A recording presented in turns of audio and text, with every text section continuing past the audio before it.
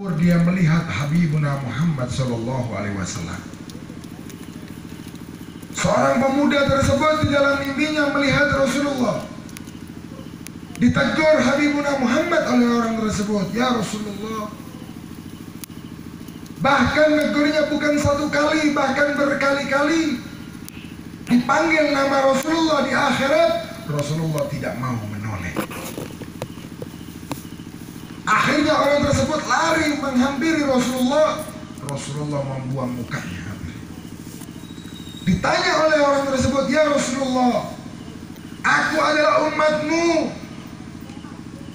Banyak sejarah cerita di masa aku hidup, aku dengar bahwasanya engkau adalah nabi yang sangat cinta kepada umatnya. Bahkan kecintaanmu kepada umatmu melebihi orang tua mencintai anaknya. Tapi kenapa ya Rasulullah? Aku tidak engkau sapa, bahkan aku memanggilmu tidak engkau toleh ya Rasulullah."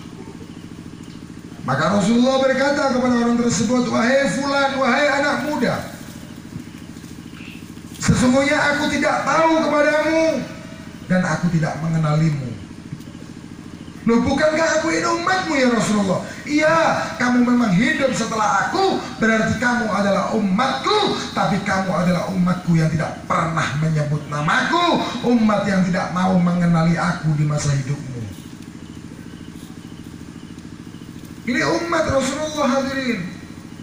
Ngaku dia umat Rasulullah, tapi di masa hidupnya dia tidak pernah membaca sholawat kepada Rasulullah Shallallahu Alaihi Wasallam. Maka kelak di akhirat dia adalah orang yang tidak dikenali oleh Habibuna Muhammad.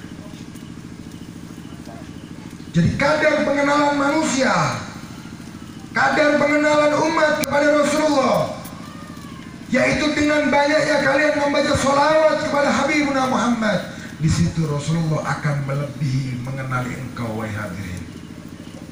Tahukah Anda, sesungguhnya ketika Anda membaca sholawat satu kali kepada Habibuna Muhammad, satu kali kalian membaca sholawat Allahumma sholli ala Muhammad wa ala ali sayyidina Muhammad, di situ malaikat Jibril datang kepada Rasulullah menyampaikan sholawatmu kepada Rasulullah Shallallahu Alaihi Wasallam.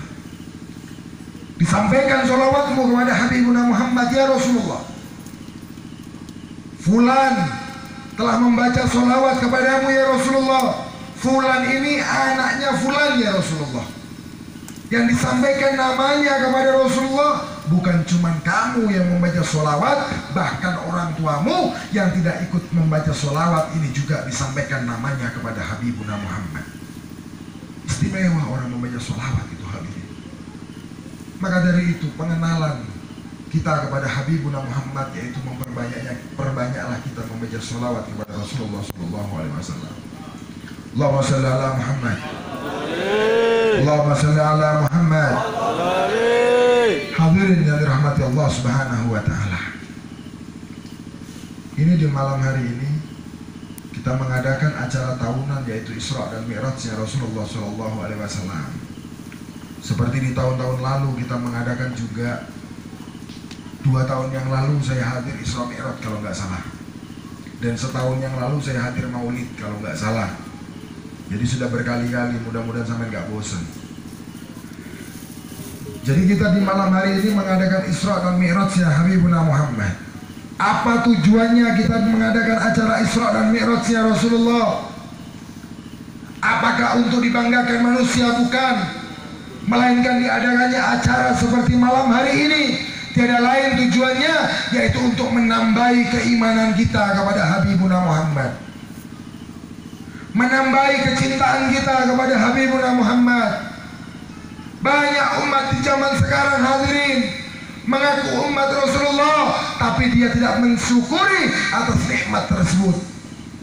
Nikmat yang paling mulia di antara kehidupan kita tiada lain, bukan banyaknya harta, bukan banyaknya uang kalian, bukan hebatnya kalian di jabatan, melainkan nikmat yang paling utama adalah kalian dijadikannya umat Habibuna Muhammad. Anda dijadikan umat Habibuna Muhammad, ini adalah suatu kenikmatan yang sangat luar biasa. Anda tahu kenapa Anda menjadi umat Rasulullah ini? Di zaman sekarang banyak yang tidak mensyukuri hal tersebut. Anda harus tahu hadirin. Sampai tahu bumi dan langit ini. Di antaranya diadakannya acara Isra dan Mi'raj. Allah memberi mukjizat kepada Habibuna Muhammad dengan adanya Isra dan Mi'raj ini. Sebagian ulama yaitu Al-Imam Utsman bin Hasan Al-Jaubari di dalam kitabnya Durratul Wa'idi mengatakan, di antaranya ada sebagian ulama yang mengatakan di saat itu Rasulullah sedang gundah. Rasulullah sedang sedih. Karena apa? Setelah ditinggal oleh istrinya Khadijatul Kubra dan tidak lama kemudian ditinggal oleh pamannya Abi Thalib. Rasulullah sedih, maka Rasulullah dihibur oleh Allah Subhanahu wa taala. Dengan apa? Dengan diadakannya mukjizat Isra dan Mi'raj Nabi Muhammad SAW. Versi yang lain, Al-Imam Utsman bin Hasan Al-Jaubari mengatakan apa? Di antara asal muasalnya, permulaannya diadakannya acara Isra dan Mi'raj oleh Allah Subhanahu wa taala adalah apa? Rasulullah di saat itu dijadikan rebutan antara bumi dan langit.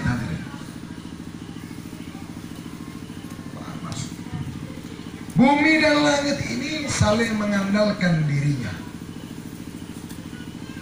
Ya aku kayak lu bunyi panas, modelnya kok kapenya telas kabeh bokongku ya. Gue masih ngerak mas, tak dikira serasa macem-macem. Bu, aku pengen gitu. Tenang aja sampean, rasa pikiran corona-coronaan. Allahumma shalli ala Muhammad.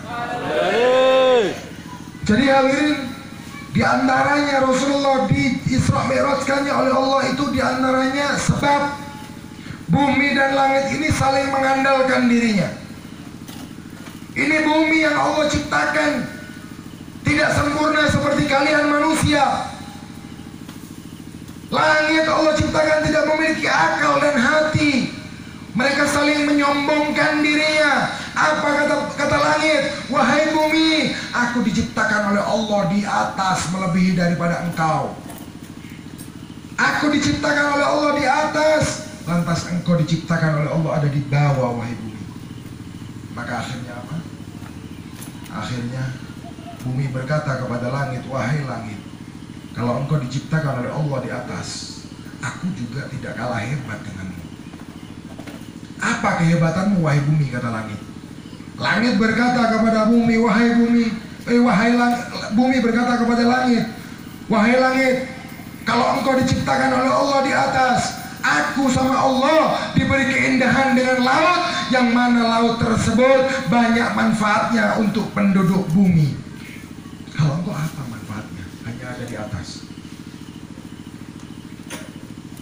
Maka akhirnya langit berkata lagi kepada bumi, wahai bumi, apakah engkau lupa kalau engkau menyombongkan dengan adanya engkau lautan yang luas dan manfaat, apakah engkau lupa bahwasanya Allah ini telah memberi aku keindahan? Dengan Allah memberi aku bintang-bintang yang bertaburan yang sangat indah untuk dipandang. Maka bumi berkata lagi kepada langit, wahai langit, kalau kamu diberi keindahan dengan bintang, apakah engkau lupa bahwasanya Allah juga memberi aku gunung yang sangat indah dipandang? Maka langit tersebut berkata lagi, wahai bumi, kalau engkau sombong dengan apa yang engkau miliki, dengan gunung-gunungmu, apakah engkau lupa bahwasanya Allah memberi aku bulan purnama yang sangat indah? Adakah keindahan lebih daripada bulan purnama? Kata langit. Bumi mulai kalah. Bumi mikir, kenapa? Karena semua yang indah ini bulan purnama. Syair aja, biasanya kalau ada orang menyair, kamu indah, wajahnya bagaikan bulan purnama. Lagu aja seperti itu. Berarti bulan purnama ini indah. Mulai kalah bumi ini. Kalah bumi ini, mulai meneteskan air mata. Tapi akhirnya apa? Bumi ini ingat hadirin. Berkata bumi kepada langit, wahai langit, kalau kamu berkata Allah telah memberi engkau bulan purnama dan engkau telah menyombongkannya, apakah engkau lupa sesungguhnya keindahan yang paling indah di atasnya keindahan adalah diciptakannya Habibuna Muhammad. Rasulullah ini adalah keindahan yang paling indah. Bahkan kalau bumi tidak pernah disanjung oleh Allah Subhanahu wa taala, langit, bintang, bulan, purnama, Allah tidak pernah menyanjungnya. Tapi Habibuna Muhammad, Allah langsung telah menyanjungnya dengan apa? Innaka la'ala khuluqin adzim. Allah yang langsung menyanjungnya. Apakah engkau lupa dengan itu, wahai langit, wahai bumi, wahai langit? Akhirnya apa? Maka akhirnya bumi berkata kepada langit, tahukah engkau wahai langit, aku sangat bangga kepada diriku. Aku adalah makhluk Allah yang sangat bisa bangga di hari ini. Kenapa? Karena Allah telah menciptakan Rasulullah SAW ada di punggungku, yaitu bumi. Dan Allah mewafatkan Habibuna Muhammad juga ada di punggungku, bumi. Maka akhirnya apa? Langit ini bersujud kepada Allah, menangis kepada Allah, sambil berkata apa? Ya Allah, aku telah malu ya Allah. Aku telah dipermalukan oleh bumi. Dan aku telah kalah mengandalkan diriku dengan bumi. Kenapa? Karena engkau telah menciptakan Habibuna Muhammad ada di bumi. Lantas aku, kata langit, tidak pernah sekalipun diinjak diriku oleh kekasihmu Habibuna Muhammad. Maka akhirnya apa? Allah memerintahkan malaikat Jibril. Dipanggil Jibril oleh Allah, wahai Jibril, datanglah kemari wahai Jibril, siapkan seekor buruk untuk kekasihku Habibuna Muhammad, berangkatkanlah dia dengan Isra dan Mi'raj. Akhirnya Rasulullah didatangi oleh Jibril dengan dibawakan seekor buruk, yang mana perjalanan tersebut adalah perjalanan yang begitu panjang, perjalanan yang luar biasa, yang tidak pernah dialami oleh siapapun, bahkan malaikat manapun tidak pernah mengalami hal tersebut kecuali Habibuna Muhammad SAW. Perjalanan begitu panjang hadirin, tapi bisa ditempuh oleh Habibuna Muhammad dengan waktu yang sangat singkat. Sebagai ulama mengatakan seperempat malam. Bahkan dijelaskan thumma arudduhu minal arsi qabla an yabrudal faras. Rasulullah diberangkatkan dengan waktu yang sangat singkat. Kata ulama tadi apa mengatakan? Di dalam kitab Ad-Dibai juga disebutkan, apa kata beliau? Rasulullah ini dari berangkat ini tempat duduknya sampai pulang, tempat duduknya masih dalam keadaan hangat. Saking cepatnya, saking gilatnya perjalanan Rasulullah. Kalau ini memakai tenaga manusia tidak mungkin bisa hadirin. Kalau ini memakai tenaganya Rasulullah tidak mungkin bisa. Kenapa? Karena ini semata-mata qadarullah, yaitu tenaganya Allah Subhanahu wa ta'ala. Ini kehendak Allah, fi'lu kulli mumkinin aw tarkuhu. Tidak ada yang tidak mungkin bila mana Allah sudah berkehendak hadirin. Maka akhirnya apa? Rasulullah diberangkatkan Isra dan Mi'raj dengan waktu yang sangat singkat. Kesimpulan cerita yang tadi, bumi dan langit ini saling bersombong-sombongan dan membanggakan dirinya. Ternyata apa? Ternyata bumi lebih menang daripada langit dengan menyombongkannya, karena di situ ada Habibuna Muhammad dilahirkan, dan juga di situ ada Habibuna Muhammad dimakamkan. Ini bumi. Bumi ini tidak memiliki akal, tidak memiliki pikiran. Bumi ini bangga atas diinjaknya oleh Rasulullah. Di akhirat ini nggak ada Rasulullah memberi syafaat kepada bumi. Di akhirat Rasulullah nggak ada memberi syafaat kepada langit. Dan Rasulullah tidak pernah menangisi bumi. Rasulullah nggak pernah menangisi langit. Rasulullah hanya menangisi umatnya. Tapi lantas kenapa umatnya tidak pernah bangga atas diciptakannya menjadi umat Habibuna Muhammad? Bahkan banyak umatnya Rasulullah hadirin di zaman sekarang lebih bangga atas dia menjadi orang yang kaya. Umatnya Rasulullah lebih bangga atas dia ketika di dunia diberi jabatan yang mewah. Padahal ada jabatan yang lebih istimewa, yaitu jabatan apa? Dijadikannya kalian umat Habibuna Muhammad SAW. Ini jabatan yang paling istimewa. Anda dijadikan umat Rasulullah ini wajib Anda syukuri dengan benar-benar. Wajib Anda nikmati benar-benar. Kenapa? Karena satu-satunya Nabi yang dapat mensyafaati umatnya adalah Habibuna Muhammad. Rasulullah yang dapat mensyafaati kalian hadirin. Tapi kenapa kalian hidup di dunia lebih mendewakan harta kalian? Anda hidup di dunia lebih mendewakan jabatan kalian. Anda hidup di dunia lebih mendewakan diri kalian bahkan lebih mendewakan tenaga kalian. Sesungguhnya kalian, ketika kalian lupa kepada Habibuna Muhammad, 1 jam kalian lupa kepada Habibuna Muhammad, di situ kalian telah diberi dosa oleh Allah Subhanahu wa taala. Hati-hati hadirin. Dunia ini diciptakan oleh Allah untuk Habibuna Muhammad. Dunia ini diciptakan oleh Allah karena nur Muhammad Rasulullah. Jadi secara tidak langsung kalian umat Rasulullah ini adalah numpang kepada Rasulullah. Kalau Anda lupa dengan orang yang memiliki dunia, maka termasuk Anda adalah orang yang numpang tapi tidak tahu berterima kasih kepada Habibuna Muhammad. Sama yang tahu? Ini kisah nyata.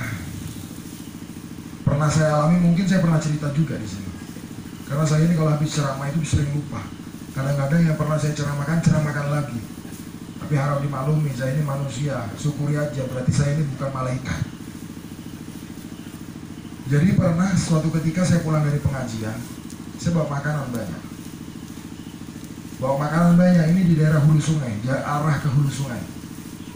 Saya mampir ke rumah orang ini nggak punya.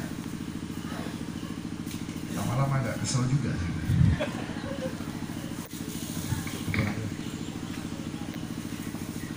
Jadi orang daerah hulu sungai ini, saya mampir di rumahnya itu, saya ngelihat rumahnya sangat jelek. Rumahnya sangat biasa.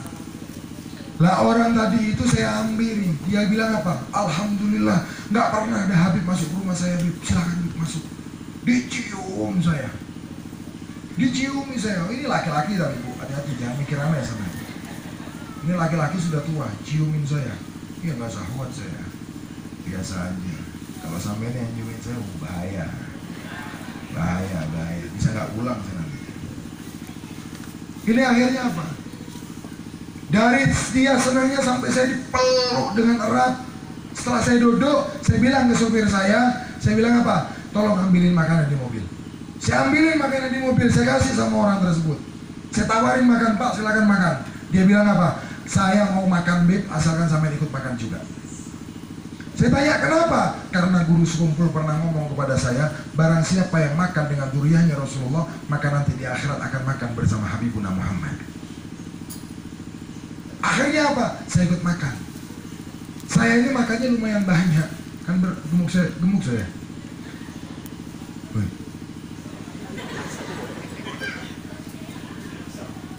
Akhirnya saya makan, udah dapat beberapa suap. Orang tersebut ini belum makan sama sekali. Cuman orang tersebut nunduk kepalanya. Tak lihat sama saya. Ternyata apa? Ternyata air matanya netes ke piringnya. Lalu saya tanya, Pak kenapa sampai menangis? Apakah ada yang salah dengan makanan ini? Apakah nggak enak makanan ini? Orang tersebut ngomong apa? Beb, demi Allah, makanan ini adalah makanan yang sangat enak.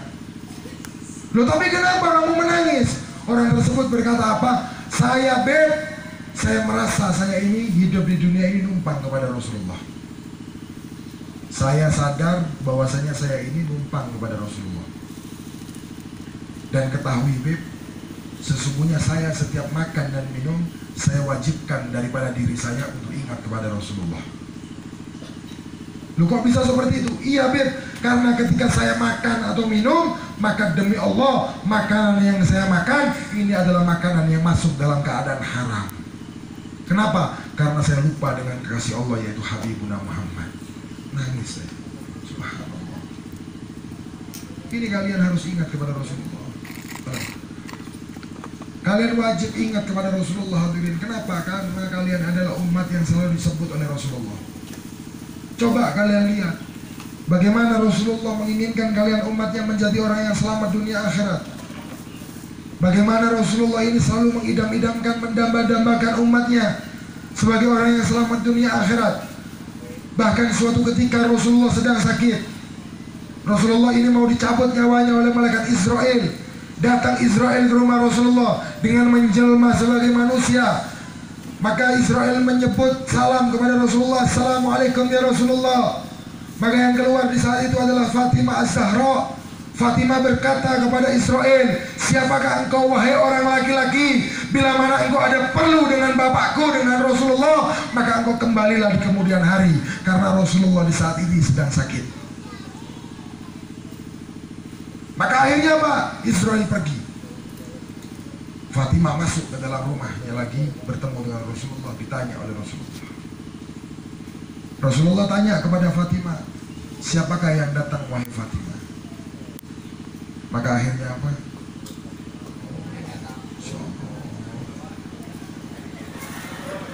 Kalau ikan gorengnya bisa. Ini rapat Mekah. Panitia ini rapat Mekah. Awas. Saya ini orang Banjar tuh bingung. Bilang gini ini mau jatuh tuh intel web bingung saya dulu. Awas intel web katanya. Oh, orang Banjar ini bingung. Begini. Allahumma shalli ala Muhammad. Orang Banjar ini bahasanya aneh-aneh. Saya pernah bawa teman orang Banjar di mobil, dia pusing.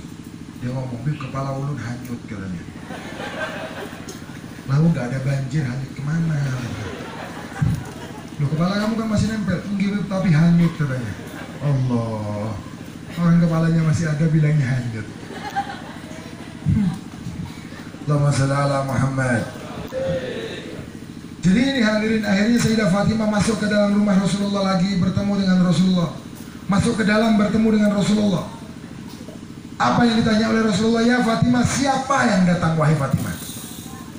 Siapa yang datang wahai Fatimah? Maka Fatimah berkata, ya Rasulullah, bila mana orang tersebut adalah sahabatmu, aku tidak pernah melihat orang tersebut berjalan denganmu ya Rasulullah. Bila orang tersebut adalah penduduk kota Madinah ya Rasulullah, aku tidak pernah melihat orang tersebut di kota Madinah ya Rasulullah. Lantas apa yang terjadi hadirin? Rasulullah meneteskan air mata, menangis. Menangis Rasulullah meneteskan air mata. Ditanya oleh Fatimah, ya Rasulullah, kenapa engkau menangis? Kenapa kamu meneteskan air mata? Maka Rasulullah berkata, wahai Fatimah, apapun yang ada di dunia ini akan terputus. Hubunganmu dengan aku akan terputus. Kamu dan anakmu akan terputus. Bahkan siapapun yang bernyawa akan kembali kepada Allah Rabbul Alamin. Maka Fatimah bertanya kepada Rasulullah, siapakah orang tadi wahai Rasulullah? Maka Rasulullah berkata kepada Fatimah, orang tadi adalah malaikat Israel wahai Fatimah. Dia yang akan memisahkan antara aku denganmu wahai Fatimah. Israel diutus oleh Allah untuk mencabut nyawaku wahai Fatimah. Menangis Sayyidah Fatimah meneteskan air mata. Rasulullah menangis meneteskan air mata. Yang ditakutkan Rasulullah bukan karena sakaratul maut hadirin. Yang ditakutkan Rasulullah bukanlah hisab di akhirat. Menangisnya Rasulullah bukan takut akan murkanya Allah hadirin. Karena Rasulullah ini dijamin oleh Allah, hidup di dunia dijaga, maksum dijaga oleh Allah Subhanahu wa ta'ala. Tapi kenapa Rasulullah meneteskan air mata? Ditanya oleh putrinya Fatimah, ya Abah, kenapa kamu menangis wahai abahku? Maka Rasulullah berkata, ya Fatimah, bagaimana aku tidak menangis sedangkan umatku yang aku pikirkan akan aku tinggalkan wahai Fatimah. Menangis Rasulullah, meneteskan air mata di saat itu Habibuna Muhammad. Maka akhirnya apa? Israel datang dengan wujud aslinya. Datang dengan wujud aslinya hadirin. Menghampiri Rasulullah sambil berkata, ya Rasulullah, aku menyampaikan salam daripada Allah bahwasanya Allah telah rindu kepadamu ya Rasulullah. Bila mana engkau ridho ya Rasulullah, aku akan mencabut nyawamu ya Rasulullah untuk kamu bertemu dengan Allah Rabbul Alamin. Maka apa kata Rasulullah? Ya Israel, sebelum engkau mencabut nyawaku wahai Israel, maka izinkan aku untuk bertemu dengan kekasihku Jibril. Izinkan aku untuk bertemu dengan kekasihku Jibril wahai Israel. Maka akhirnya datanglah Jibril kepada Rasulullah. Ditanya oleh Rasulullah kepada Jibril. Jibril di saat itu menangis hadirin melihat Rasulullah sedang kesakitan. Tidak tega Jibril melihat kekasihnya Habibuna Muhammad. Malaikat yang selalu perhatian adalah Jibril. Menangis Jibril di saat itu memandang Rasulullah. Apa kata Rasulullah bertanya kepada Jibril, ya Jibril, ma min ba'dil ummati ya Jibril, siapa yang akan memperhatikan umatku setelah aku tiada, wahai Jibril? Menangis Rasulullah di saat itu, hadirin. Maka apa kata Jibril? Ya Rasulullah, aku pernah mendengar Allah pernah berkata. Apa kata Allah ya Jibril? Maka Jibril berkata, ya Rasulullah, surga diharamkan oleh Allah untuk dimasuki siapapun, baik itu nabi, baik itu malaikat, sebelum engkau dan umatmu masuk terlebih dahulu ke dalam surganya Allah Subhanahu wa ta'ala. Setelah pernyataan itu dilontarkan oleh Jibril, maka Rasulullah mulai diam daripada nangisnya, hadirin. Mulai bisa tersenyum Habibuna Muhammad. Maka berkata kepada Israel, ya Israel, lakukan wahai Israel. Bila mana engkau ingin mencabut nyawaku, lakukan wahai Israel. Maka dicabut nyawa Habibuna Muhammad, hadirin. Dari kakinya Rasulullah ditarik nyawanya, hadirin. Ini padahal Nabi Rasulullah sama merasakan sakit, padahal itu dicabut nyawanya dengan keadaan yang baik oleh Jibril, oleh Israel. Rasulullah mengalami sakit, hadirin. Pipi Rasulullah mulai bergetar, air mata Rasulullah berlinang, bahkan menetes ke pipi dan ke janggut Rasulullah yang penuh dengan kemuliaan. Menangis Rasulullah di saat itu. Sampainya dicabut nyawanya Rasulullah, sampai di lutut Rasulullah bilang kepada Israel, ya Israel, hentikan Israel. Aku tidak mampu, wahai Israel. Aku merasakan kesakitan. Ini Nabi Rasulullah, Habibullah, Abdullah, hambanya Allah yang paling baik, yang diciptakannya semua karena Rasulullah, hadirin. Dicabut nyawanya juga penuh dengan rasa sakit. Coba kita bayangkan bagaimana dengan kita yang selalu berbuat maksiat kepada Allah. Bayangkan bagaimana kita yang selalu menghibah tetangga kita. Bagaimana dengan kita yang tidak mendekatkan diri kepada Allah. Bagaimana dengan kita yang sering meninggalkan ibadah kepada Allah. Bagaimana dengan kita yang lebih mencintai dunia dibandingkan Allah dan Rasulnya. Betapa sakitnya kelak kita ketika sakaratul maut. Sedangkan ini Nabi juga merasakan sakit, hadirin. Menangis Rasulullah ketika sakaratul maut, dicabut nyawanya sampai ke lutut. Rasulullah memohon berhenti kepada Israel. Di saat sakit, hadirin, Rasulullah ingat dengan kalian umatnya. Bertanya Rasulullah kepada Israel, ya Israel, apakah umatku ketika dicabut nyawanya seperti aku, wahai Israel? Apakah dia akan mengalami rasa sakit seperti apa yang aku rasakan saat ini, wahai Israel? Maka apa kata Israel? Ya Rasulullah, aku ini diutus oleh Allah, disuruh sopan santun kepadamu, karena engkau adalah kekasihnya Allah Subhanahu wa ta'ala. Engkau adalah Rasul pilihan Allah. Engkau adalah Rasul yang penuh dengan kesempurnaan yang diciptakan oleh Allah Subhanahu wa ta'ala. Maka aku telah mencabut nyawamu dengan caraku yang paling baik, yang paling halus, yang penuh dengan tata krama, yang penuh dengan akhlak, ya Rasulullah. Rasulullah menangis. Apa yang dibayangkan oleh Rasulullah ketika itu?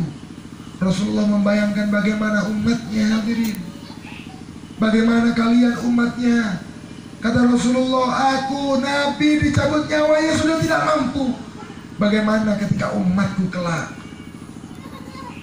Maka apa yang terjadi, hadirin? Inilah keistimewaan Rasul kita Habibuna Muhammad. Ini kehebatan Rasul kita Habibuna Muhammad.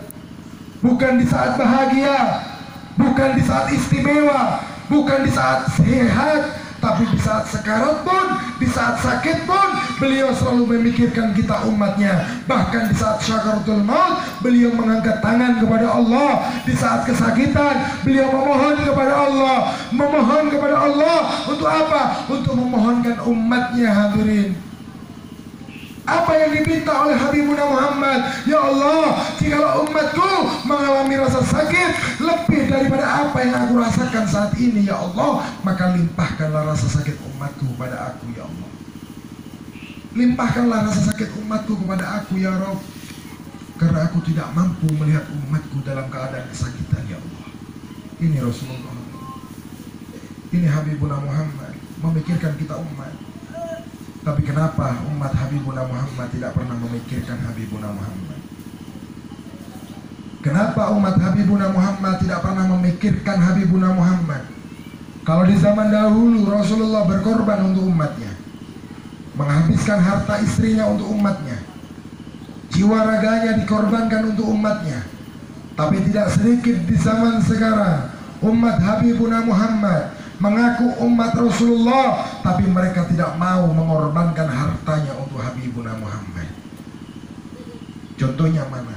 Simpel contohnya. Contohnya mana? Tadi acara santunan anak yatim itu, demi Allah saya tuh ngerasa teriris hati saya. Kenapa? Karena sampean ini adalah orang yang mampu, orang yang kaya, tapi yang enggan untuk mengeluarkan hartanya untuk anak yatim. Sedangkan anak yatim ini adalah, anak yatim itu adalah anak yang sangat dicintai oleh Habibuna Muhammad. Dulu Rasulullah di masa hidupnya ini, setiap melihat anak yatim, Rasulullah ini selalu mencium kepalanya dan mengusap kepalanya. Sedangkan benda atau manusia ketika tertempel dengan kulit Habibuna Muhammad, itu baunya pasti ikut harum seperti baunya Rasulullah, dan tidak langsung hilang insya Allah selama 3 hari. Sahabat di zaman dahulu, mereka kalau cari anak yatim, mereka tidak pernah bertanya, tapi langsung dicium kepalanya. Kalau kepalanya bau seperti harumnya Rasulullah, berarti itu adalah anak yatim. Kenapa? Rasulullah setiap bertemu dengan anak yatim, Rasulullah selalu mencium dan mengusap kepalanya. Dan bahkan arasy Allah ini, Habib, arasy Allah ini bergoyang 2 kali. Kapan bergoyangnya aras? Yang pertama, aras bergoyang ketika Rasulullah dilahirkan ke bumi. Ketika Rasulullah dilahirkan ke bumi, ini adalah aras bergoyang karena memuliakan kelahiran Rasulullah. Yang kedua, aras tersebut goyang lagi kapan? Ketika ada anak yatim yang merasa sedih, anak yatim yang merasa kehilangan orang tuanya, anak yatim yang merasa kelaparan atas hidupnya, tapi tetangganya tidak mau mengherani anak yatim tersebut, maka arasy Allah ini bergoyang. Untuk apa bergoyang? Marah karena melihat perbuatan orang-orang kaya di sekitarnya. Hati-hati. Hati-hati. Jadi ada sebagian ulama mengatakan, ketika di kampung kalian ini ada orang miskin, ketika di kampung ini, di penduduk kampung ini ada orang miskin, di situ pasti ada pencuri yang rela mencuri hartanya orang miskin tadi. Ini ulama mengatakan seperti itu. Kenapa kok dibilang mencuri hartanya orang miskin tadi? Karena di setiap rezeki kalian, di setiap harta kalian, ada hartanya orang miskin.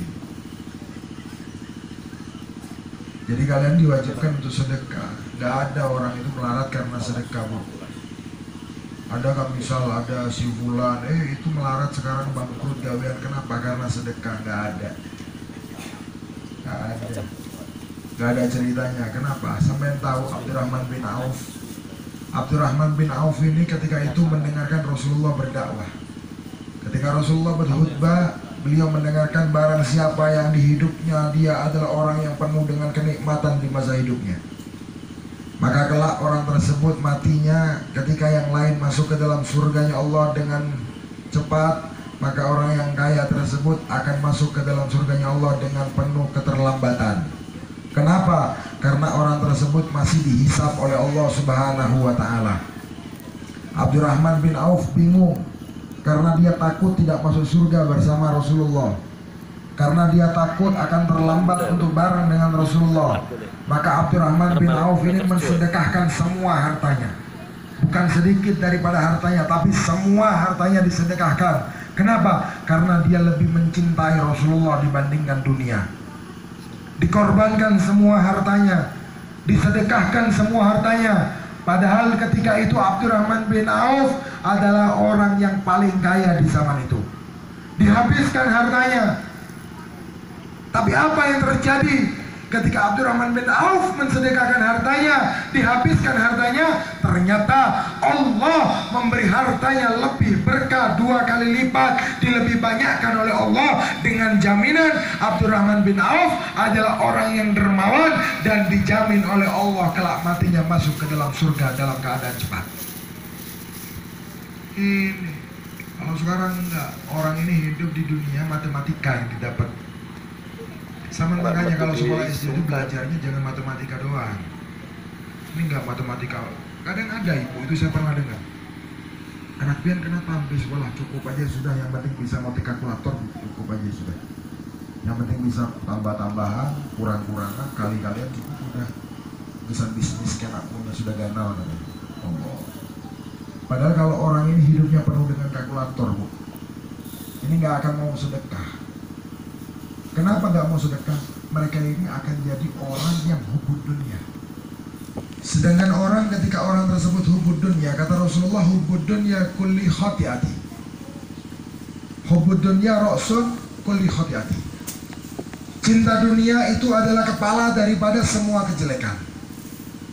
Orang kalau sudah cinta dunia, dia gak pandang dunia itu adalah haram. Dia gak pandang dunia itu subhat. Walaupun haknya orang lain, tetap akan diembatnya. Kenapa? Karena dia terlalu cinta dengan dunia. Orang kalau sudah cinta dengan dunia, walaupun ibunya masih hidup, dia akan menjual harta ibunya, tidak mau mengherani apa yang dikatakan ibunya. Orang kalau cinta dunia, dia pasti akan tengkar dengan saudaranya, bukan tengkar urusan ibadah, melainkan tengkar urusan harta. Ini banyak di zaman sekarang. Bapaknya masih hidup, ibunya masih hidup, kakak beradik tengkar. Bahkan naudzubillah, kadang-kadang ada yang sampai betimpasan, cucu adiknya, cucu kakaknya. Kenapa? Ini rebutan dunia. Kenapa? Karena orang tersebut lebih cinta dunia dengan cinta Allah. Ini kalau orang kayak gitu, orang kalau sudah cinta dunia ini, matanya akan ditutup oleh Allah, hatinya akan ditutup oleh Allah, maksud saya, dan matanya dibuka oleh Allah Subhanahu wa ta'ala.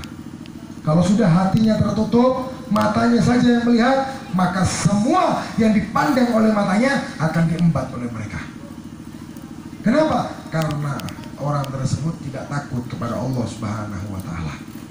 Kadang-kadang nih, kadang-kadang takut, bukan takut kepada Allah. Ini banyak di zaman sekarang nih. Takutnya ke siapa? Ke manusia. Kenapa kamu nggak nyuri? Enggak, aku takut di penjara. Padahal kalau antum cuma takutnya di penjara, polisi itu bisa antum bohongin. Bisa sampean bohongin, saudara. Kalau sampean cuma takut kena masa karena mencuri, nggak selalu sampean kena masa. Bisa sampean siasatin, bisa sampean cari waktu yang benar-benar aman. Tapi yang namanya Allah ini selalu memantau kalian apapun gerakan kalian. Kalau kalian takut kepada Allah, walaupun di depan kalian ada harta yang semata-mata itu dapat kalian curi, maka tidak akan kalian ambil. Kenapa? Karena Anda tahu bahwasanya Allah selalu memantau kalian. Gitu. Kalau orang cuma takut sama orang, itu bukan orang takwa, itu namanya. Itu orang munafik. Takutnya sama manusia. Aku nggak mau nyuri mangga itu, kenapa? Takut Pak Hajinya bangun tidur katanya. Jangan takut sama Pak Hajinya, tapi takut sama Allah Subhanahu wa ta'ala. Kata Nabi SAW, ittaqillah haitsuma kunta. Bertakwalah kamu dimanapun kamu berada. Walaupun dalam keadaan sendiri, kamu harus takwa kepada Allah. Walaupun tidak ada orang yang melihat kalian, kalian wajib takwa kepada Allah. Kenapa? Karena Allah selalu tahu akan amalia kalian, hadirin. Dan apapun amalia kalian di dunia, tidak akan ada yang hilang kelak di hadapan Allah. Wa may ya'mal mithqala dzarratin khairan yarah, wa may ya'mal mithqala dzarratin syarran yarah. Amal baik akan bertemu dengan kalian, amal jelek juga akan bertemu dengan kalian. Begitu. Takut ini jangan sama manusia. Apalagi di zaman sekarang nih. Bu, permisi. Ini di zaman sekarang ini banyak yang takutnya bukan karena Allah, tapi takut ke siapa? Sampai difilmkan suami takut istri. Ini banyak ini. Suami-suami takut istri katanya. Kenapa? Karena istrinya lebih galak daripada apa? Daripada macan. Macan itu apa? Macan itu adalah mama cantik. Istrinya lebih ganas daripada hantu. Kadang orang-orang di sini nih jalan tengah malam ke tengah hutan berani, berburu berani, tengah malam berangkat ke Banjar sendiri berani. Tapi pengapesannya siapa? Takutnya cuma sama istrinya. Jadi Bu, kalau ada suami sampean itu takut ke sampean, itu jangan bangga. Kenapa? Berarti muka sampean itu lebih serem daripada hantu. Jangan seneng. Nggak harus suami takut si istri itu. Harusnya apa? Suami itu ditakutin istri. Kenapa? Ketika istri tidak dapat ridho daripada suaminya, maka istri tidak akan mendapatkan ridho daripada Allah Subhanahu wa Ta'ala. Istri ini wajib dapat ridhonya suami, bukan karena saya suami, tapi apa? Ini adalah ajaran daripada Nabi Shallallahu Alaihi Wasallam. Dan juga sebaliknya, seorang suami ini wajib memuliakan istrinya, bukan menjual istrinya dengan tidak sengaja. Hadirin, apa contohnya suami menjual istrinya dengan tidak sengaja? Suaminya membonceng istrinya dengan terbuka aurat, itu sama halnya adalah kalian telah menawarkan istrinya kepada orang lain. Zaman sekarang banyak suami bangga membonceng istrinya di belakang, tapi istrinya dalam keadaan terbuka auratnya, dalam keadaan bangga suaminya memamerkan istrinya ke orang-orang lain. Hadirin, kalau ada terjadi perselingkuhan, istri kalian digoda oleh orang lain, jangan menyalahkan orang-orang yang di sekitarnya, tapi salahkan kalian sendiri. Kenapa? Karena kalian kurang bisa menjaga istrinya. Ini banyak di zaman sekarang. Kalau di sini insya Allah nggak ada ya, nggak ada yang ngaku, nggak ada. Alhamdulillah, mudah-mudahan nggak ada beneran. Mudah-mudahan, tapi saya nggak yakin. Alah, nggak yakin saya. Kadang nggak pakai kerudung. Saya ini pernah bertamu ke rumah orang. Ya Allah, bertamu saya sendiri sampai malu. Sampai saya panggil suaminya sebetul, ya apa kamu punya istri kayak gitu? Dia tanpa malu, punya anak bayi, dia nyusuin depan saya. Serius ini, nggak bohong saya, beneran. Dianggapnya saya ini patung apa?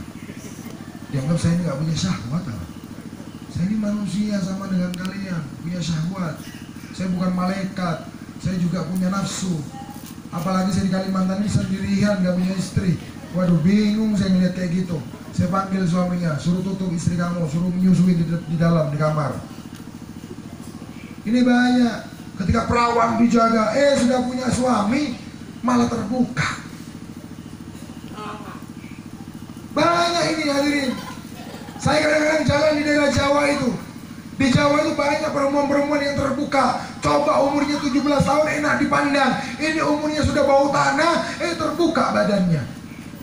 Harusnya semakin tua ini semakin takwa sama Allah, semakin tertutup kepada badannya, semakin menjaga ketakutan kepada Allah Subhanahu wa Ta'ala. Kenapa? Karena dia orang-orang yang sudah tua ini yang jelas rentan dengan penyakit. Ketika sudah terserang penyakit, insya Allah tidak lama lagi akan meninggal. Harusnya tambah tua, tambah ingat umur, tambah ahli ibadah, bukan semakin jadi bayi buat. Iya, kalau Syahrini keadaan telanjang enak dipandang. Ini lawan dari Nuri pakai kutang. Kutangnya nomor 38, ukuran itunya 36. Habis kitanya mau jatuh. Allahumma sholli ala Muhammad. Allahumma sholli ala Muhammad. Biar nggak tegang. Jadi ini diantaranya orang yang nggak takwa sama Allah, tapi takwa kepada istri, naudzubillah. Dan juga di zaman sekarang ini, di tahun 2020 ini kita diisukan adanya corona. Nah ini, ya enggak, sekarang ini kita dibingungkan atau diberi rasa takut dengan adanya penyakit corona. Padahal tahun 80-an itu corona itu sudah dinyanyikan oleh Elvi Sukaisi. Elvi Sukaisi itu ada penyanyinya, nyanyinya Elvi Sukaisi yang judulnya Kulamar Kau Dengan Corona. Itu ada. Ini di zaman sekarang ini orang-orang ini ditakutkan dengan corona. Padahal Anda tahu hadirin, di dalam Al-Quran Allah Subhanahu wa Ta'ala berfirman, wa idza maridtu fahuwa yashfi. Di dalam Al-Quran kata Allah, jikalau engkau sakit, aku yang akan menyembuhkan. Allah yang telah menyembuhkan sakit kalian. Dan penyakit ini juga makhluknya Allah. Semua yang ada di dunia ini adalah alam. Alam ini adalah hal yang baru, hal ciptaan Allah Subhanahu wa Ta'ala. Kalau penyakit ini milik Allah, insya Allah kalau orang ini takwa kepada Allah akan dijauhkan daripada penyakit tersebut. Tapi kalau orang ini jauh daripada Allah, maka Allah akan memberikan penyakit tersebut. Hadirin, penyakit yang tidak ada obatnya itu adalah penyakit yang dilaknat oleh Allah. Pemberian Allah kepada orang yang benar-benar dilaknat ketika masa hidupnya. Contohnya apa? Seperti HIV. HIV kalau orang baik-baik, orang yang takwa kepada Allah, insya Allah dia akan jauh daripada HIV. Jauh daripada haid. Jauh daripada HIV. Kenapa? Karena dia termasuk orang yang takwa kepada Allah, tidak pernah berbuat maksiat kepada Allah Subhanahu wa Ta'ala. Tapi coba kalian lihat, orang yang kena HIV itu kebanyakan, walaupun tidak semuanya, kebanyakan adalah orang-orang yang berhidung belang. Bahkan bukan cuma hidungnya yang belang, sepenuh badan dia belang semuanya. Itu orang yang kena penyakit yang dilaknat oleh Allah Subhanahu wa Ta'ala. Dan termasuk sekarang ini corona. Kenapa orang di zaman sekarang ini lebih takut dengan corona dibandingkan dengan Allah Subhanahu wa Ta'ala? Padahal corona ini adalah milik Allah. Semua penyakit ini milik Allah. Dan Anda diberi sakit itu adalah pemberian Allah. Lantas kenapa Anda takut dengan corona? Walaupun tidak ada corona, Anda wajib akan mati, hadirin. Wajib Anda mati, walaupun Anda tidak terkena corona. Tapi ketika Anda tidak takwa kepada Allah, maka Anda wajib akan disiksa oleh Allah dengan nerakanya Allah Subhanahu wa Ta'ala. Corona baru di tahun 2020, isu corona muncul. Anda gelisah dengan Anda membeli masker dengan begitu mahal. Sedangkan neraka, isu neraka mulai zaman dahulu, mulai zaman Nabi Adam ada neraka. Anda tidak pernah takut dengan siksanya Allah atas neraka tersebut, hadirin. Bahkan Anda melupakan nerakanya Allah Subhanahu wa Ta'ala.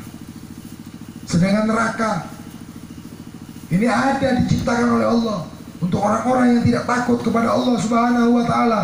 Tapi kenapa Anda lebih takut dengan penyakit corona? Walaupun Anda tidak kena penyakit corona, Anda wajib mati. Tapi neraka oleh Allah disuruh memilih, bukan dipastikan masuk neraka, tapi dipilih oleh Allah, yaitu disuruh memilih kalian umat Nabi Muhammad mau masuk kemana, ke neraka apa ke surga. Itu tergantung daripada amaliyah kalian, hadirin. Penyakit corona ada di tahun 2020. Orang heboh mau mengeluarkan uangnya, beli obat untuk menangkal corona, beli masker walaupun mahal untuk menangkal corona. Sedangkan Allah menyuruh kalian untuk bersedekah, menangkal semua bala, menangkal semua penyakit. Tapi Anda enggan mengeluarkan harta Anda walaupun sedikit untuk menangkal tersebut. Disuruh beli masker. Ada masker yang satu box harganya 2 juta sekarang isu. Bahkan di Indomaret, di Alfamaret masker nggak ada lagi. Bahkan banyak orang-orang yang menimbun masker. Orang-orang bingung beli masker sekarang, takut kena corona.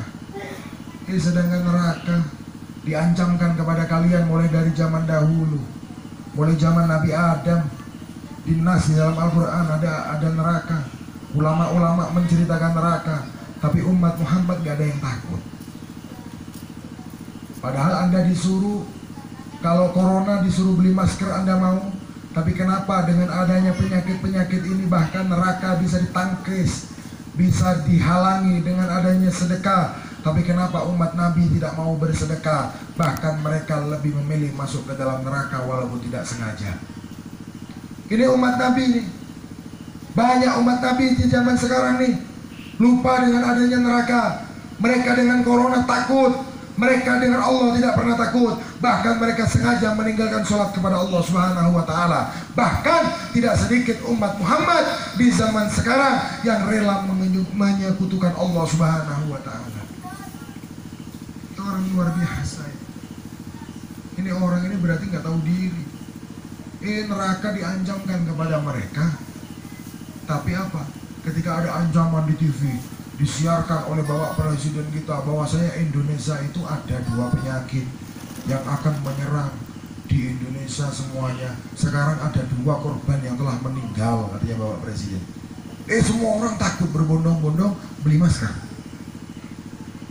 Beli masker, nutupin wajahnya, ditutupin hidungnya, ditutupin mulutnya. Tapi kenapa Allah memerintahkan umat Nabi Muhammad menutupi auratnya dari zaman dulu, dari zaman Rasulullah? Kalian diperintahkan oleh Allah untuk menutupi auratnya, yang mana orang ketika membuka auratnya diancam dengan api nerakanya Allah. Tapi kalian bangga dengan terbukanya aurat kalian, hadirin. Apakah lebih ganas corona dibandingkan nerakanya Allah? Apakah lebih pedih dengan adanya corona dengan nerakanya Allah? Apakah lebih seram corona dibandingkan nerakanya Allah, hadirin? Na'udzubillah. Anda masuk ke dalam kubur ini, ketika Anda lupa kepada Allah, di dalam kubur Anda akan disiksa. Dan ketika Anda tidak mendapatkan ampunan daripada Allah di dalam kubur, ini belum masuk ke dalam neraka, hadirin. Anda akan ketika di perjalanan masuk ke dalam neraka, itu bukan Anda disuruh berjalan kaki dengan santai. Ayo kamu mayit, kamu umatnya Rasulullah, ayo kamu masuk ke dalam neraka dengan berjalan kaki. Bukan. Tapi bagaimana caranya Allah ini menaruh kamu daripada kuburmu ke dalam neraka? Oleh Allah ini kamu akan dilemparkan daripada kuburmu ke dalam nerakanya Allah dengan lemparan yang sangat hebat, dan Anda akan tergantung di situ tidak sampai-sampai selama 70 tahun, hadirin. Bukan dengan waktu yang sangat singkat, bukan sekejap mata dari kubur masuk ke dalam neraka. Banyak yang harus rintangan-rintangan yang Anda lalui. Karena apa? Orang ini kalau ingin bertemu dengan Rasulullah di akhirat, ingin bareng dengan Rasulullah, syarat yang paling ringan pertama adalah wajib mati dalam keadaan husnul khotimah. Kalau Anda matinya nggak husnul khotimah, jangan berharap kalian akan bertemu dengan Habibuna Muhammad. Ini yang pertama. Yang kedua bagaimana? Yang kedua, ketika Anda sudah mati husnul khotimah, yang kedua Anda masuk ke alam kubur, wajib Anda selamat daripada siksa kuburnya Allah. Ketika Anda sudah di alam kubur, ada lagi perjalanan lagi.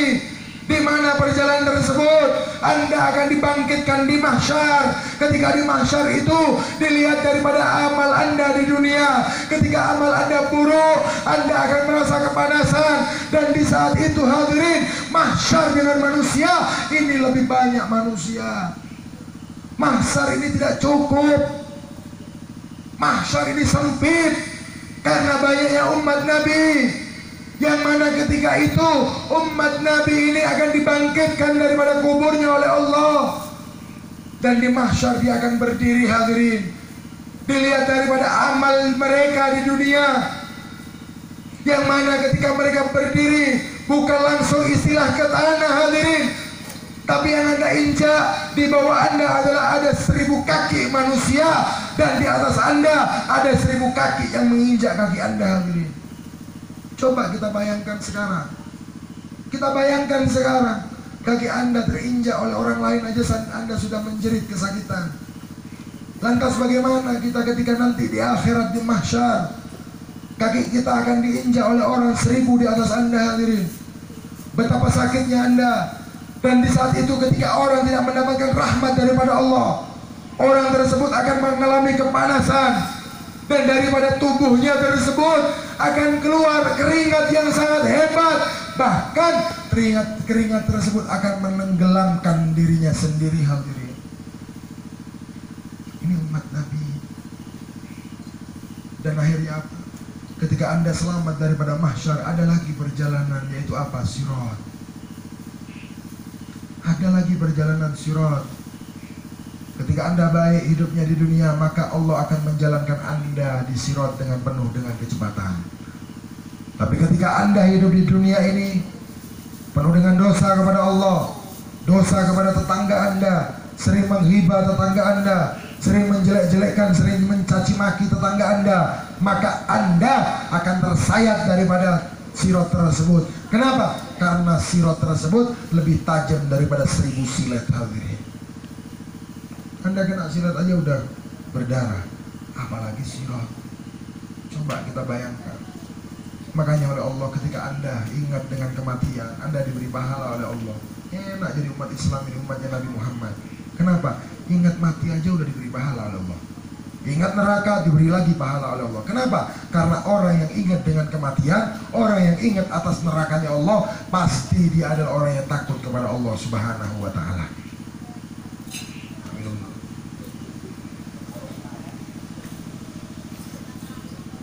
Itu yang ini.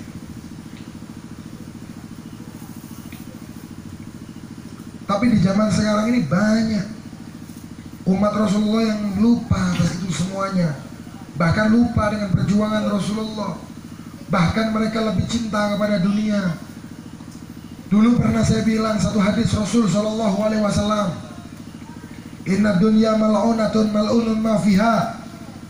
Inna dunya mal'unatun mal'unun ma fiha illa dzikrullah. Inna dunya, sesungguhnya dunia ini dilaknat oleh Allah. Ma fiha, dan apa yang ada di dalam dunia ini dilaknat oleh Allah. Tapi ada dunia yang selamat daripada laknatnya Allah. Dunia yang bagaimana? Illa dzikrullah. Dunia yang menjadikan kalian ingat kepada Allah. Dunia yang menjadikan kalian ingat kepada Habibuna Muhammad. Ini adalah dunia yang dapat menyelamatkan kalian. Tapi ketika kalian lupa kepada Allah karena kalian nikmat dengan dunia, Anda memiliki mobil tambah sombong kepada orang yang miskin, Anda memiliki rumah sombong kepada orang yang rumahnya jelek, Anda memiliki wajah cantik sombong dengan orang yang jelek, Anda memiliki wajah yang tampan sombong dengan orang yang jelek, maka nantikanlah semua itu akan dilaknat oleh Allah Subhanahu wa ta'ala. Dilaknat oleh Allah hadirin. Bukan dunia Anda yang dapat menyelamatkan Anda, bukan harta Anda yang dapat menolong Anda. Tapi siapa yang dapat menolong Anda? Ketika manusia semuanya di mahsyar dalam keadaan ketakutan, mereka takut akan murkanya Allah. Nabi-nabi semuanya tidak dapat membantu umatnya. Umat Nabi Ibrahim, umat Nabi Adam, umat Nabi Nuh mendatangi nabi-nabinya. Nabi tersebut menolak umatnya hadirin. Apa kata Nabi? Aku menolak kalian, nafsi-nafsi, sekarang hidup masing-masing. Karena kamu dulu di masa hidupmu tidak mengikuti aku, ya sekarang kamu harus tahu rasa dengan siksanya Allah. Itu nabi-nabi yang lain. Tapi beda dengan Nabi kita Habibuna Muhammad. Apa kata Rasulullah? Di saat manusia semuanya tegang, bahkan malaikat semuanya merasakan ketakutan, di saat semuanya tidak ada yang dapat berbicara, di saat nabi-nabi tidak dapat menolong umatnya, tapi betapa hebatnya Nabi kita Muhammad Sallallahu Alaihi Wasallam. Allahumma sholli ala Muhammad. Nabi Muhammad ini berkata apa di saat umatnya semuanya bingung? Apa kata Rasulullah? Analaha, analaha, analaha. Aku yang akan mengusahakan kalian, aku yang akan membantu kalian. Bahkan Rasulullah ini diberi pemberian yang sangat luar biasa oleh Allah. Di dalam Al-Quran dijelaskan, wala sawfa yu'tika rabbuka fatardha. Allah akan memberikan pemberian yang sangat besar hingga kamu puas dan ridho ya Muhammad. Semuanya akan diberikan untuk Rasulullah. Kenikmatan apapun, bidadari, surga, semuanya diberikan untuk Allah Rasulullah Sallallahu Alaihi Wasallam sampai Rasulullah ridho. Tapi semua itu tidak membuat Rasulullah ridho hadirin. Semua itu tidak membuat Rasulullah bahagia. Tapi apa keriduan bagi Rasulullah? Dijawab oleh Habibuna Muhammad, wallahi la ardu ahadan min ummati finnar. Demi Allah, aku tidak akan ridho, tidak akan puas bila mana masih tertinggal walaupun satu daripada umatku di dalam neraka. Ini Rasulullah. Maka dari itu rugi manusia bila mana di masa hidupnya mereka lebih cinta kepada dunia dibandingkan Habibuna Muhammad. Rugi manusia bila mana di dalam hidupnya mereka melupakan sholawat kepada Rasulullah. Rugi manusia bila mana di masa hidupnya Bahkan ada sebagian umat Rasulullah yang membenci atas maulidnya Habibuna Muhammad. Rugi aku umat Rasulullah. Mereka di masa hidupnya mereka membenci atas adanya acara Isra dan Mi'raj Rasulullah seperti di malam hari ini. Banyak tuh jamaah-jamaah cingkrang tuh. Kadang-kadang benci dengan sholawat, benci dengan maulid. Naudzubillah min dzalik. Ingat hadirin, orang kalau sudah cinta dengan maulid ini, Al-Imam Syafi'i radhiyallahu anhu, dulu saya pernah berkata juga, inilah hebatnya orang membaca maulid. Al-Imam Syafi'i radhiyallahu anhu berkata apa? Man jama'an ihwanan wa ahla makanan wa hayya lahum ta'aman fasara sababan liqira'ati maulidin Nabi Muhammad sallallahu alaihi wasallam kana fi yaumal qiyamah masiddiqin wa suhada wa sholihin wa kanu fi jannatin na'im. Al-Imam Syafi'i radhiyallahu anhu mengatakan, barang siapa yang sengaja mengumpulkan sanak familinya, kerabatnya, saudaranya, yang mana disiapkan tempat, dikeluarkan sebagian daripada rezekinya, yang mana semua itu menjadikan sebab dibacanya maulid Nabi Muhammad SAW, maka orang tersebut kelak di hari kiamat akan dikumpulkan bersama orang-orang yang dicintai oleh Allah. Siapa orang yang dicintai oleh Allah? Suhada, sholihin, siddiqin. Di mana dikumpulkannya? Fi jannatin na'im, di surganya Allah yang paling tinggi. Seperti kalian panitia-panitia ini, atau kalian yang tadi nyumbang acara ini, termasuk orang-orang yang dipilih oleh Allah Subhanahu wa Ta'ala. Juga anggota Ansor, anggota Banser, ikut serta merayakan, ikut serta andil membantu seperti ini, menyiapkan tenda, menyiapkan panggung seperti ini. Ini adalah orang yang dipilih oleh Allah Subhanahu wa Ta'ala, hadirin. Orang yang dipilih oleh Allah. Anda menjalankan kakinya ke sini, ini termasuk orang yang juga dipilih oleh Allah. Kenapa? Karena ini adalah kebunan surganya Allah yang ada di dunia. Kalau Anda tidak memandang atas cinta kepada Rasulullah, capek, panas kepanasan duduk sembian, duduknya berdesakan, udaranya juga nggak enak, anginnya nggak ada, perut dalam keadaan lapar mungkin, mata dalam keadaan ngantuk, badan dalam keadaan capek. Kalau nggak dasar cinta dengan Rasulullah, demi Allah kalian tidak akan betah duduk di tempat ini, hadirin. Tapi kalau Anda dengan dasar cinta kepada Rasulullah, maka Anda akan betah duduk di tempat ini. Kenapa? Karena Anda adalah orang yang dipilih oleh Allah Subhanahu wa Ta'ala. Coba sampean survei tetangga-tetangga sampean ini, mereka ada sebagian yang nggak datang ke sini. Kenapa? Karena mereka di antara orang yang nggak dipilih oleh Allah Subhanahu wa Ta'ala. Telinganya dengar ada maulid, matanya melihat ada acara, tapi mereka enggan menjalankan badannya ke sini. Kenapa? Karena mereka orang yang tidak dipilih oleh Allah Subhanahu wa Ta'ala. Andai kata Allah tambahkan pahala di malam hari ini, demi Allah mereka akan berbondong-bondong mendatangi tempat ini, hadirin. Kenapa? Sesungguhnya tempat ini adalah kebunan surganya Allah yang ada di dunia. Nabi SAW bersabda, "Idza marartum bi riyadil jannah farta'u." Jika kalian berjalan dan kalian melihat kebunan surganya Allah yang ada di dunia, maka duduklah kalian di situ. Bertanya sahabat, "Wa ma riyadil jannah farta'u ya Rasulullah?" Apa yang dimaksud kebunan surganya Allah ya Rasulullah? Maka yang dimaksud kebunan surganya Allah yang ada di dunia adalah duduknya umatku yang mana di situ mengingat Allah dan bersolawat kepadaku Habibuna Muhammad. Seperti duduknya kalian di malam hari ini adalah duduk di kebunan surganya Allah yang ada di dunia. Mudah-mudahan menjadikan wasilah pelantara kelak Anda dapat duduk di kebunan surganya Allah yang ada di akhirat bersama Habibuna Muhammad SAW.